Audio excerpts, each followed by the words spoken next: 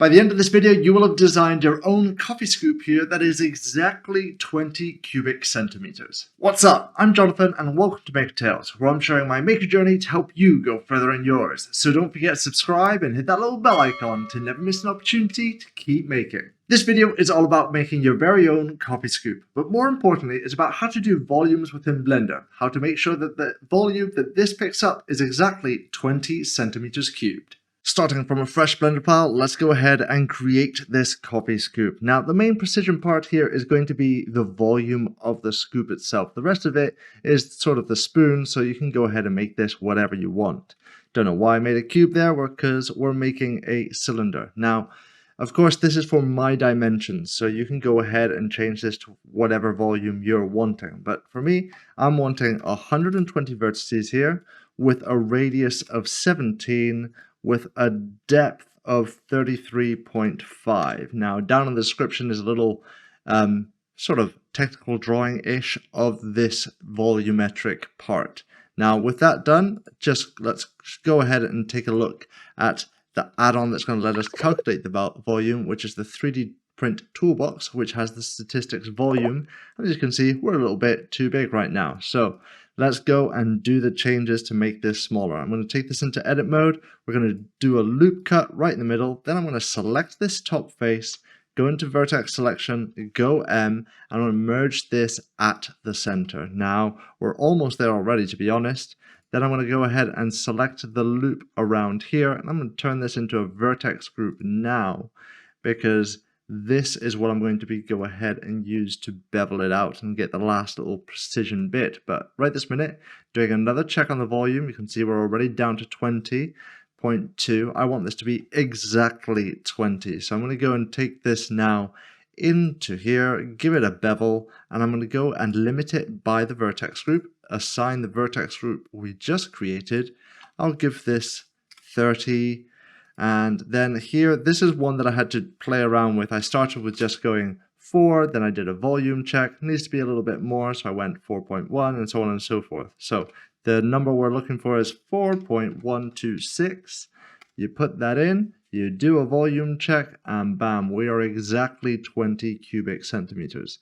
So with that done, that's basically the main precision part created. I'm going to duplicate this, have this over here on the Y, mainly in case I ever need it in another model or while I'm modeling this. So I'm going to apply this now because this is exactly what I'm wanting. So with this, let's go and take this to the next step. I want to flip them normals first of all. So I'm going to select everything, go Shift N, and I'm flipping the normal. So now this should look red. The reason why I'm doing this is because I'm going to go ahead, we're going to delete this face down here, and we're going to do a lovely solidify to it. So here we go with that there, modify, solidify, and we're going to give this a thickness of 2 millimeters. I want to make sure that this is an even thickness because then it will be strong all the way around. Plus, I want to do a little operation now and cut off this tip because I don't really like sharp tips like this in 3D printing. So with that done, I'm going to go ahead and straight away just apply this. By the way, another way of doing what we just did there is we could have just gone in here, selected everything here in these faces, hit an extrude, not move it, then go Alt S to scale, and then you can put in 2 millimeters there, and this will give you basically the exact same result.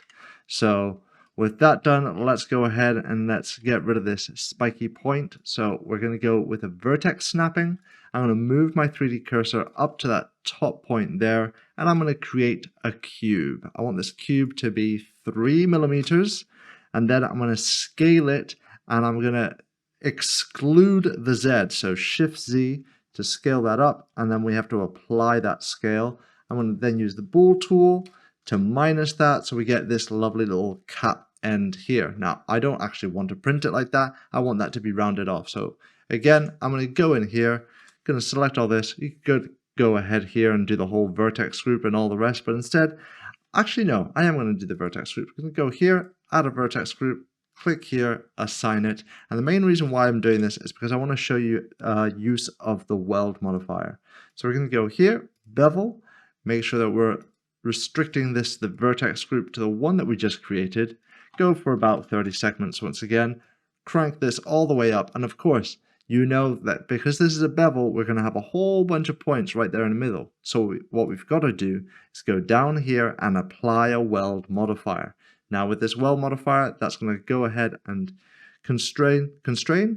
join all of those vertices that are together there. So with this selected, we'll apply everything and we'll just do a quick little check. Go in here, select everything, go merge by distance. You should say 0. We can even do a quick little check here. See that all this is looking good. Perfect. So now let's go ahead and add a handle. Now you can go ahead and add whatever you're wanting here.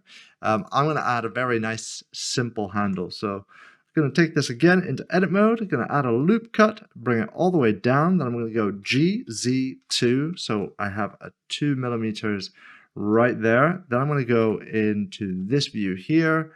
And I'm going to start selecting faces. So what I'm wanting to go is from 10 this direction. Is that 10? Oh, look at that. Got it on 10. So then 10 this direction. No, I missed it.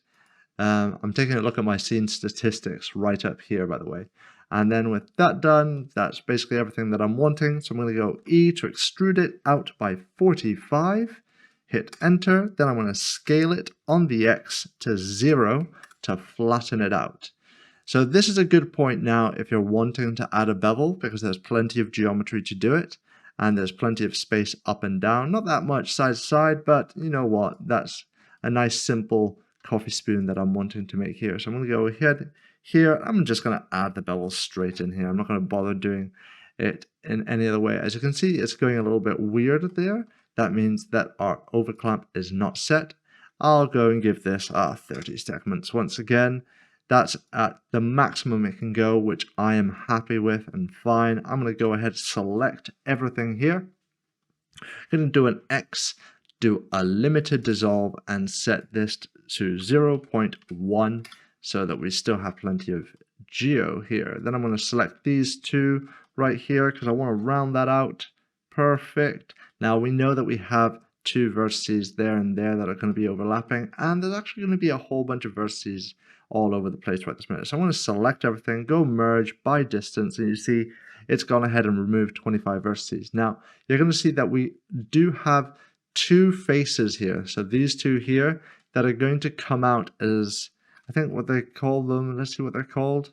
When we do a check all, you'll see they'll come out right now. They're called non-flat faces. So basically they're just saying, hey, we don't exactly know what you're wanting here when we 3D print it. Like, do you want this to be straight from here to there? What exactly is it? So there's 2 simple solutions for this. First one is you define it. So you can go ahead, select these 2 points there, hit J, and there you have. You have defined that flat face to truly be a flat face, not to be this weird thing.